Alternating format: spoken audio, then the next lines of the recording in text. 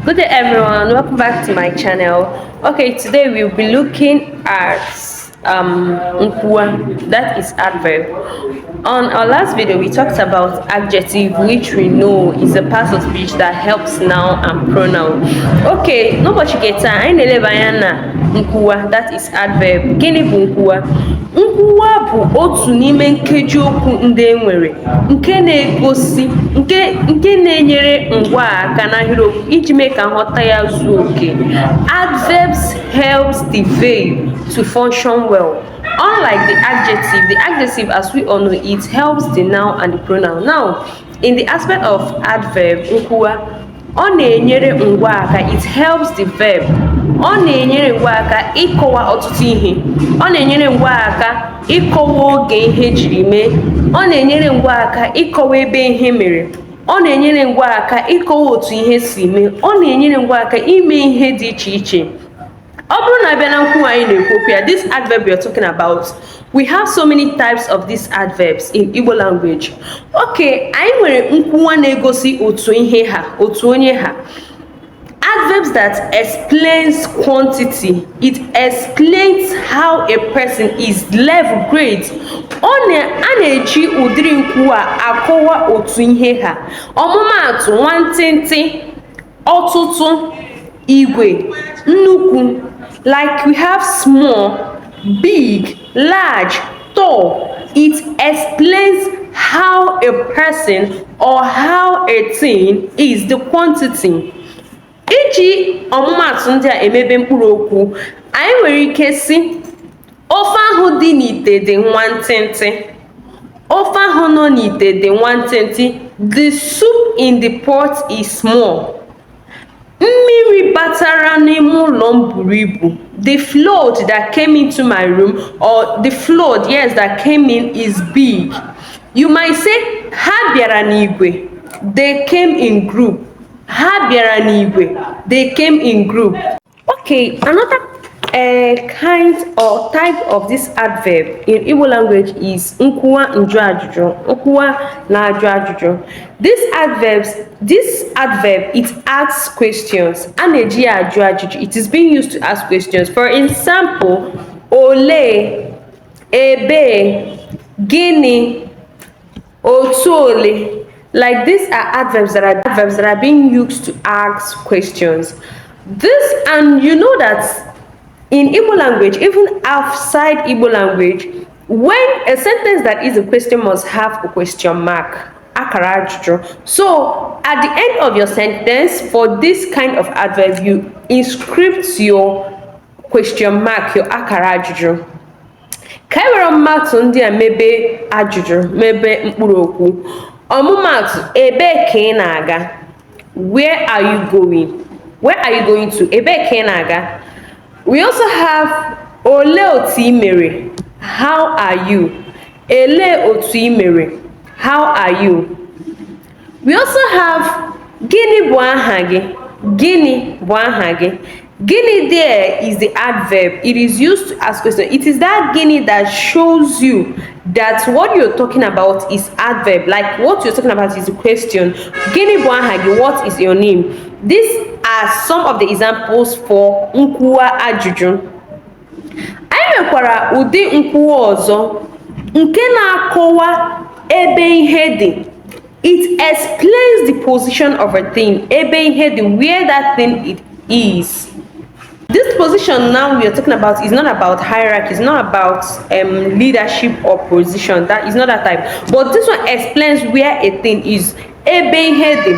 Ọmụmaatụ Nkwuwa ndị a na-eji egosipụta ebe ihe dị wụ n'ọnụ, n'elu, n'okpuru, n'akụkụ, ebe a. These are some of the examples of the Nkwuwa na-egosi ebe ihe dị, that shows position of a thing. Now let's make some few sentences with this Nkwuwa, these adverbs. For instance, ite ofe ahụ nọ n'okpuru. Ite ofe ahụ, he's looking as if we have used this ite ofe a lot. Yeah, because I love food and I love swallow. Okay, ite ofe ahụ nọ n'okpuru. N'okpuru bụ nkwuwa. The okpuru there is the adverbs and that helps or assists the verb. Anyị nwere n'elu. N'elu. Let's make a sentence with it. We can actually say ego m nọ n'elu. You're trying to explain where you're doing well carried you to. Ego m nọ n'elu.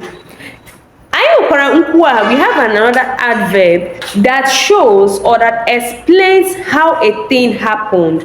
Nkwuwa na-egosipụta otu ihe si mee.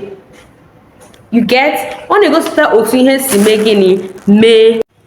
Mgbe anyị na-ekwukwu maka ụdị nkwuwa, when we are talking about this kind of adverb, we are trying to it gives information of how a thing happened. Ọ na-akọwa otu ihe si mee. Ọmụmaatụ nwayọ nwayọ, ọsọ, jụụ. Let's make a sentence with it. For instance, agadi nwanyị ahụ na-abịa obere. The woman is coming small. Ọ riri nri ahụ nwayọ. Ọ gara ụlọ akwụkwọ ọsọ. He left early, he left on time. Another type of nkwuwa we have is the nkwuwa na-egosipụta oge. Adverb of time. It explains the time a thing happened. Adverb of time. It explains the time a thing what. Ọ na-akọwa oge ihe ji mee. Ọmụmaatụ nkwuwa nke oge ndị a bụ ugbu a now, taa today, ụnyaahụ yesterday. This example shows you the time a thing happened. Let's make an example. Ọmụmaatụ ndị di ya bịara taa. Her husband people came today. Ha bịara taa. O nyere m ego m ụnyaahụ. He gave me my money yesterday. O nyere m ego m ụnyaahụ. These are some of the examples of nkwuwa nke oge that shows time, adverb of time. We said yesterday, today, now, tomorrow, any time at all, next tomorrow. It shows, or what the interest is, the time, the exact time it happened, or the exact time it will happen.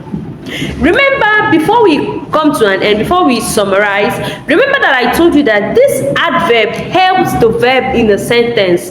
Ọ na-enye ngwa nghọta, ọ na-enyere ngwa aka ime ka nghọta ya zukwuo oke karịa otu ọ dịbu. Just like the same way the adjective helps the noun and the pronoun, here the adverbs helps the verb. These are the two differences of the adjective and the verb. They are like helping, they are like auxiliary. They help. Adverb helps the verb, adjective helps the noun and the pronoun. And we said that I nwere nkwuwa nke na-egosi ebe ihe mere, nke na-egosi oge ihe mere, nke oge, nke ajụjụ, nkwuwa ajụjụ. Anyị nwere nke na-egosi otu ihe ha. These are the examples of this adverb in Igbo language. Okay, this is where we'll be drawing our curtain for today. Hope to see you some other time. Like, follow, subscribe, keep on your notification for more of this. Bye bye. I love you.